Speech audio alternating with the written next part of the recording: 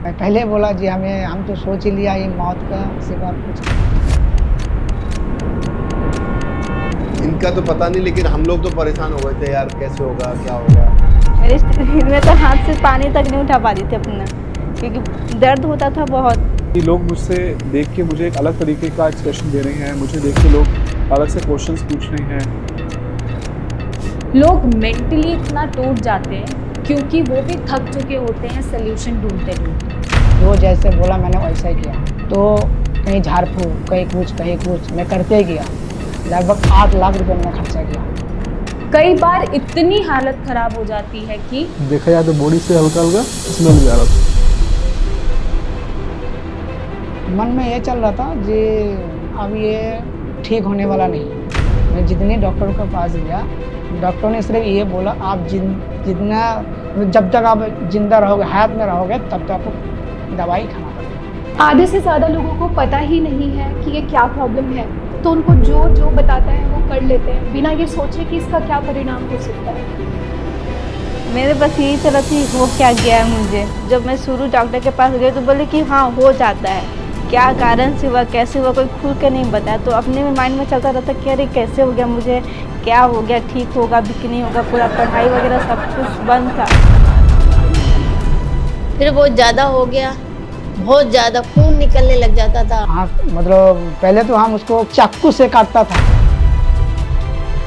पूरा पैरों में लगता खून और खून में नजर आता था।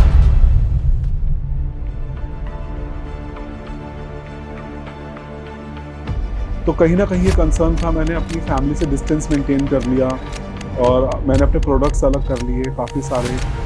तो उस टाइम पे एक स्टेट ऑफ डिप्रेशन आ गया।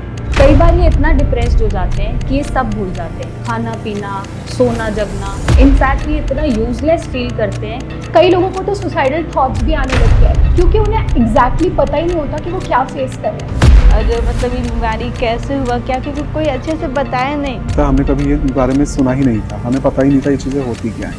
मैं बहुत टेंशन में था क्या होगा। मैं ये सोचता था मौत का सिवा कुछ। हम भी परेशान थे भाई, ऐसा कौन सी बीमारी है, क्योंकि परिवार में किसी को नहीं है परिवार।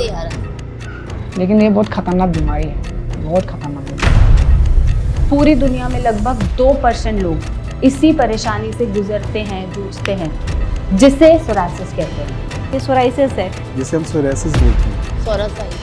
और मैं सोरायसिस के लिए बहुत परेशान हूँ।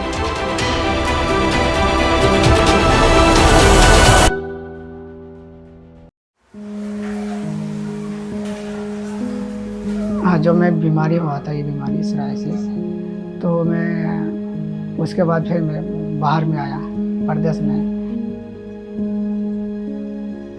मैं अकेला हूँ तो मेरे को समझ में नहीं आता मैं क्या करूँ। इंडिया का हर कोने कोने गया, डॉक्टर दिखाया। शुरू में मेरे को पता नहीं था सोरायसिस क्या है, तो डॉक्टर भी ठीक से बोल भी नहीं पाता था। तो फिर मैं क्या करूँ, बहुत टेंशन में हूँ। और मैं कभी सोचा भी नहीं जी मेरे को ये अभी ठीक हो जाएगा। मैं इतना टेंशन में था, लग रहा है मौत के सिवा कुछ नहीं है। मैं इतना टेंशन में था। तो 2014 से लेकर 2024 तक यानी 10 साल इतना पैसा खर्चा किया, जो जैसे बोला मैंने वैसा ही किया। तो कहीं झाड़ फूक कहीं कुछ मैं करते ही गया। लगभग 8 लाख रुपए मैंने खर्चा किया। हाँ मैं परेशानी में था, जो जैसे बोला मैंने वैसा ही किया। क्योंकि ये पेशेंट को देखो आप 10 साल से इतना परेशान है कि तरह तरह का इलाज वो ले चुका है, अपनी पूरी जीवन की जमा पूंजी उसने लगा दी है, इतने लाखों रुपए खर्च कर दिए, जो जैसा बोलता है ये वो करता है, और 10 साल से वो बीमारी से निकल ही नहीं पा रहा है। तो वो इंसान परेशान नहीं होगा तो क्या होगा। मतलब पहले तो हम उसको खुजली से ना चाकू से काटता था। पूरा पैरों में लगता खून और खून में नजर आता था, तो आराम मिलता था। उसके बाद जलन होता था, थोड़ा आराम मिलता था। उसके बाद फिर क्या करो, फिर कुछ दिन फिर गर्म पानी से भी, जो नीम का पत्ता नहीं होता है, उसी पत्ता से गर्म पानी करके मैं धोता था, उसको थोड़ा आराम मिलता था। वो तो कीटा है, मतलब कीटाणु है ना, कीड़ा है। पेशेंट को इतनी खुजली फील होती है कि वो खुजा के खून निकाल लेते हैं। जब खून निकल जाता है तो वहाँ पे पस पड़ जाता है, सूजन आ जाती है और उनकी स्किन और डैमेज हो जाती है। बट ये जो खुजली है ये इतनी होती क्यों है सोरायसिस में? क्योंकि जो टॉक्सिन्स हैं वो स्किन पे ही एक्यूमुलेट होते रहते हैं। Also dryness of the skin भी होती है, पैचेस वहाँ पे इन्फ्लेम्ड है, ड्राई है, मॉइस्चर है नहीं। जैसे जैसे बीमारी बढ़ती जाती है वैसे वैसे खुजली बढ़ती जाती है और पेशेंट को वो बहुत डिस्कम्फर्ट पैदा करती है। मैं पहले बोला जी हम तो सोच ही लिया ये मौत का सिवा कुछ नहीं, लेकिन ये बहुत खतरनाक बीमारी है, बहुत खतरनाक बीमारी है।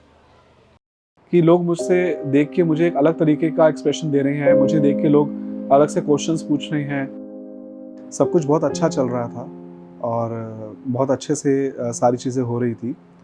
सडनली 2 साल पहले मैंने क्या डिस्कवर किया कि मेरी बॉडी में हाथों पे और पैरों पे छोटे छोटे पैचेस आने लग गए। तो पहले तो मुझे समझ नहीं आया, मेरी फैमिली को भी समझ नहीं आया।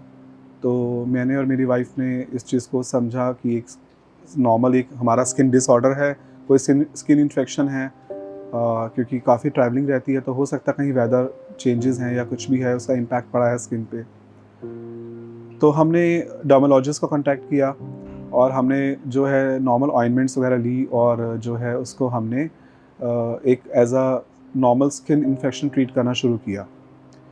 ऐसे करते करते हमारे को कम से कम जो है हमारा 1 साल से ऊपर वेस्ट हो गया और ये चीज़ जो है क्योर होने के बजाय और बढ़ती चली गई। क्योंकि आप क्या ट्रीटमेंट ले रहे हो ये इम्पोर्टेंट नहीं है, आप सही ट्रीटमेंट ले भी रहे हो या नहीं ये इम्पोर्टेंट है। क्योंकि कई बार इन्हें ऐसी ऐसी चीजें फेस करनी पड़ जाती हैं जो इन्हें किसी को बताते हुए भी शर्म आती। तो एक लोवेस्ट पॉइंट मेरा ये हो गया था, क्योंकि जब मैं होटल्स में जाता था तो वहाँ पे वाइट बेडशीट होती है, तो जब भी मैं सवेरे उठता था तो स्किन झड़ने लगती थी मेरी। नेचुरली स्किन झड़ती है, सोरायसिस जब होता है तो उसमें लेयरिंग होती है और आपकी स्किन झड़ती है। तो मैं जब उठता था तो क्योंकि वो वाइट बेडशीट होती थी तो उस पर स्किन के जो मेरे फ्लेक्स थे वो पूरे बेडशीट पे होते थे। और जब मैं उठता था तो सवेरे सवेरे वो देख के कहीं ना कहीं मेरे को एक वो जो है बड़ा डिसअपॉइंटमेंट लगता था, क्योंकि जब आप दिन की शुरुआत करते हैं और जब कुछ ऐसी चीज़ आपके सामने आती है तो कहीं ना कहीं वो आपको साइकोलॉजिकली बहुत इम्पैक्ट करती है। तो मुझे उठ के फिर पूरी बेडशीट साफ़ करनी पड़ती थी ताकि कोई स्टाफ जो है वो इस चीज़ को रेज़ ना करे कंसर्न को, तो और उसे क्लीन करके मुझे उसको जो है वेस्ट में डालना पड़ता था। और काफ़ी वो जो फेस था मुझे बड़ा मुश्किल फेस था वो, क्योंकि जब आप ट्रैवलिंग पे होते हैं इस तरह की कोई चीज़ आपके सामने आती है तो वो कहीं ना कहीं मेरे लिए थोड़ा सा एक जो है डिस्टर्बिंग थी। पेशेंट्स ये भी बताते हैं कि ऐसा कौन सा डॉक्टर है जिस पर वो गए ना हो, इवन डर्मेटोलॉजिस्ट के पास भी गए, कई बार अपनी प्रॉब्लम एक्सप्लेन करी अलग अलग डॉक्टर्स के पास जाके, लेकिन आज तक उनको वो गाइडेंस ही नहीं मिला, उनको वो क्लैरिटी ही नहीं मिली कि बेसिकली उनको प्रॉब्लम क्या हो रही है। वो यही सोचते रहे कि स्किन में प्रॉब्लम हो रहा है तो कोई स्किन का एलर्जी है, उसी हिसाब से ट्रीटमेंट लेते रहे और फिर वो प्रॉपरली ठीक हुआ भी नहीं। तो बहुत ही उनको ये एम्बिगस रहा कि क्या प्रॉब्लम है, क्यों हुआ है, कभी उन्हें गाइडेंस प्रॉपर मिला ही नहीं। और जब मैं उस चीज़ को ढंग से एक्सप्लेन नहीं कर पाता था तो वो कहीं ना कहीं मेरे को वो एक बैक ऑफ द माइंड जाके वो कहीं ना कहीं चीज़ मुझे ट्रिगर कर रही थी कि लोग मुझसे देख के मुझे एक अलग तरीके का एक्सप्रेशन दे रहे हैं, मुझे देख के लोग अलग से क्वेश्चंस पूछ रहे हैं और कहीं ना कहीं एक डिस्टेंस भी रख रहे थे कि यार पता नहीं क्या एलर्जी है, हमें तो नहीं हो जाएगी। इनफैक्ट अगर आप देखें, मैं अगर जब सैलून पे भी जाता था तो सैलून पे भी मतलब एक सिचुएशन ये आ गई थी कि उसने मेरी जो भी किड्स हैं वो सारी अलग करवा दी थी कि सर बाकी कोई और लोग इसको ऑब्जेक्शन ना करें। तो वो मेरे लिए बहुत एक साइकोलॉजिकली जो है एक टफ टाइम था जिसको मैं बिल्कुल भी अकेले डील नहीं कर पाया। सबसे पहले तो मेरे स्कैल्प में हुआ था, रूसी के जैसा बाल में हो रहा था। तो अपने नियर में ही क्लिनिक को दिखवाया डॉक्टर से, तो वो बोल दिए कि वो आपका वो फंगस है। उसका ट्रीटमेंट चला कुछ 15 दिन और उनका दवाई लेते ही मेरे पूरे सर में फैल गया। फिर उनका दवा छोड़ने के बाद मैं तुरंत हेमोपैथिक डॉक्टर के पास गई। उनके पास भी दवाई मेरा कम से कम 9 महीने तक चला, बट ठीक हुआ। मतलब पैचेस क्या बोलते पपड़ी बनना कम हुआ था, लेकिन और पूरा बॉडी में फैलते गया। लास्ट में बहुत ज़्यादा फैलने के बाद तो मतलब जो मेरा सोरायसिस था वो क्रोनिक हो गया, पेनफुल भी हो गया, बहुत दर्द होता था। एंड में वो बोल दिए कि हमसे नहीं होगा, आप कहीं बाहर जाके दिखवाओ। सबको नॉलेज भी नहीं होती कि ये होता क्या है। पेशेंट आते हैं मेरे पास जो फंगल का ट्रीटमेंट ले रहे होते हैं या डायग्नोसिस ही नहीं बने होते हैं या दवाइयाँ कुछ और खा रहे होते हैं, बीमारी क्या होती है, तो बेसिकली ये हो क्या रहा है और ये क्यों हो रहा है उन्हें समझ ही नहीं आता, और जहाँ से वो ट्रीटमेंट लेते हैं उन्हें भी नहीं पता चलता कि ये बीमारी क्या है। तो वहाँ से भी जब वहाँ पे लास्ट में क्या हुआ कि बहुत ज़्यादा हो गया, पिचिस वगैरह, घाव वगैरह, मतलब बहुत ज़्यादा टाइप से, मतलब देखा जाए तो बॉडी से हल्का हल्का स्मेल भी आ रहा था। उस टाइम पूरा घर वाले परेशान हो गए, अब बहुत हेवी टाइप्स हो गया, अब क्या करना है। डॉक्टर भी लास्ट में बोल दिया कि हम, मतलब डॉक्टर से जाके मतलब लास्ट में बस लड़ाई भी हो गया एक प्रकार से। लास्ट में बोल दिया कि आपको बुलाने थोड़ी आए थे हम लोग, इस टाइप से। जब वो बाहर निकलती थी तो उससे पहले तो वो अपनी बॉडी को पूरा कवर करती थी कि कहीं कोई देख ना ले कि ये प्रॉब्लम हो रहा है। एज वेल एज उन्हें ये भी लगता था कि अब इतनी टेंशन हो गई है बीमारी को लेके कि वो अपना पढ़ाई में पूरा ध्यान नहीं लगा पा रही है, बहुत लैक ऑफ कंसंट्रेशन बना रहता था। तो वो काफ़ी डिस्टर्ब हो गई थी मेंटली भी, और वैसे भी वो अपने करियर वाइज में भी काफ़ी डिस्टर्ब चल रही थी इसी प्रॉब्लम की वजह से। जब बीमारी हुआ तो इसके वजह से हम पूरा वीकनेस हो गया। इसके बाद से पढ़ाई लिखाई तो पूरा बंद ही हो गया, और मन में एक चीज़ आता था कि यार ठीक होंगी या नहीं हो पाऊंगी, या ज़िंदगी भर अब ऐसा ही रहेगा। तो एक चीज़ मन में लगा रहता था कि अब मेरा लाइफ ख़त्म हो गया। पहले मैं दवाई लगाती, पट्टे पे पैर रख के दिन भर रहना पड़ता था, और रात को पट्टे, स्टडी टेबल होती है उसके नीचे पट्टा रख के फिर रजाई ढकती थी। काम नहीं होता था, चला नहीं जाता था। बीच में बच्चे भी यही थे, डॉटर जॉब करती है, वो उसका वर्क फ्रॉम होम चल रहा था, वो भी साथ में ही थी। तो उसने कहीं नेट पे देखा कि भाई इतना परेशान हो रही मम्मी, तो क्यों ना और को ढूंढा जाए। तो ऑनलाइन बात करके बच्ची ने मेडिसिन मंगा ली, लेकिन उससे क्या हुआ, बहुत एक्साइटेड हो गया पूरा, मतलब पैर पूरा ऐसा लगा पता नहीं क्या होगा, काटना पड़ेगा, क्या होगा। हम लोग खुद भी बहुत परेशान थे, और इवन इतने परेशान हो गए थे कि अभी रातों रात हमको जाना है डॉक्टर के पास में। मतलब इतने घबरा गए थे हम, क्या होगा। जब हमारी हालत थी तो इनकी क्या हालत हो सकती है वो आप समझ सकते हैं। शुरू में इन्होंने हमारा ट्रीटमेंट लिया तो इनकी बीमारी फैल के और बढ़ गई, जिससे वो घबरा भी गए। बट होता क्या है, जब आप पुराना ट्रीटमेंट छोड़ देते हो, लेट सपोज आप कोई अंग्रेजी दवा ले रहे हो, कोई स्टीरॉयड ले रहे हो, वो आप छोड़ देते हो और उसको एकदम छोड़ के आप दूसरी चीज़ पे शिफ्ट होते हो, तो उस दवाई को छोड़ने की वजह से बीमारी थोड़ी सी बाहर आती है, क्योंकि वो बैरियर हट जाता है, वो सप्रेसेंट हट जाता है, जो फिर से भटके आपकी बीमारी को ब्लास्ट करा देता है। और इस रीज़न की वजह से शुरू के दिनों में स्वेलिंग या इन्फ्लेमेशन या सोरासिस बढ़ जाता है और पेशेंट घबरा जाते हैं, जो कि उन्हें नहीं घबराना चाहिए, क्योंकि जैसे ही वो स्टेरॉइडल या और किसी दवा का असर खत्म होगा, हमारी दवाइयाँ काम करना शुरू करेंगी, तो ये धीरे धीरे स्टेबल होना शुरू हो जाएगा। लेकिन उनका ये था कि परहेज आपको करने पड़ेंगे। जो पहली कंडीशन थी परहेज की थी, तो परहेज में इन्होंने काफ़ी परहेज की, काफ़ी क्या मतलब कुछ भी नहीं खाया, कुछ भी बोलो कुछ भी नहीं खाया। रोटी भी एकदम सूखी रोटी खाना, दूध में गला के खाना, या ऐसी पतली सी दाल बिना नमक मिर्च तेल खटाई, कुछ नहीं। काफ़ी संघर्षपूर्ण रहा। अक्सर मैंने ये देखा है, जब पेशेंट से बात करते हैं तो उनको ये पता ही नहीं होता कि डाइट का भी बहुत मेजर रोल होता है ट्रीटमेंट में, क्योंकि सोरासिस एक ऑटोइम्यून प्रॉब्लम है। तो बॉडी के इम्यून रिस्पॉन्सेस को अगर बैलेंस करना है तो ऑब्वियस सी बात है खाना पीना अच्छा रखना पड़ता है, लेकिन लेटर ऑन वो उनको गैस्ट्रिक दिक्कतें बनाने लग जाता है, भूख कम हो जाना, इंडाइजेशन बनना। और अगर ऐसे में डाइट का सही ना पता हो कि क्या सही है क्या नहीं, तो ये कंप्लेंट्स और ज़्यादा बढ़ जाती हैं। इसी तरह की परेशानियों के साथ ये लोग जूझते हैं, सफ़र करते हैं, और बस यही ढूंढते रहते हैं यार कि बस किसी तरह इनका सोरासिस ठीक हो जाए। और हम जैसा नॉर्मल इंसान, तुम्हारे जैसा, हमारे जैसा, इनका दर्द और इनकी तकलीफ़ महसूस भी नहीं कर सकता है। बट हाँ, ऐसा नहीं है कि भाई ये बीमारी की छुआछूत की बीमारी है और इससे दूर रहना चाहिए या इसके पास नहीं आना चाहिए, ऐसा हमको तो नहीं लगा, क्योंकि हम तो जितना हो सकते थे इनके क्लोज रहे।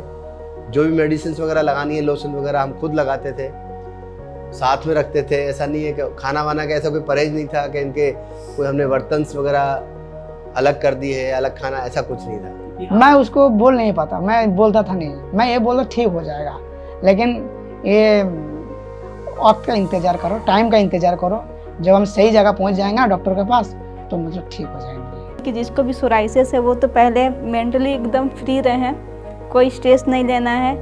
होता है, मुझे भी हुआ है, लेकिन संभालना पड़ता है खुद को इसमें कि हाँ ये ठीक हो जाएगा। माइंड में एकदम पॉजिटिव सोचना है कि ठीक हो जाएगा बीमारी। तो जब हमने उन फैक्ट्स के बारे में जाना डॉक्टर से, जब उनकी काउंसलिंग और उनकी मेडिकेशन के अंदर हमें वो सब चीज़ें पता चली, तो कहीं ना कहीं हमें समझ में आया कि जितना हम डर रहे थे या जितना हम इस चीज़ को लेकर सोच रहे थे या घबरा रहे थे, इतना घबराने की ज़रूरत नहीं है। ये क्योरेबल है, 100% क्योरेबल है। लेकिन अब नहीं, अब समय आ गया है कि इन्हें भी सोसाइटी में इक्वल इम्पोर्टेंस दी जाए, इक्वल डिग्निटी दी जाए और इक्वल एग्जिस्टेंस दी जाए।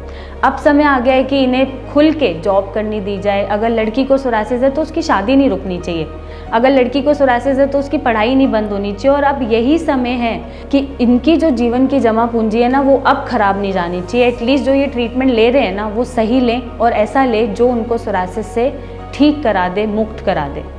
और इस कोशिश में हम उनके साथ हैं। और अब समय आ गया है सोरासिस विक्टिम नहीं, सोरासिस वॉरियर बन के सोरासिस को हराने का, क्योंकि ये बस सोरासिस ही तो है।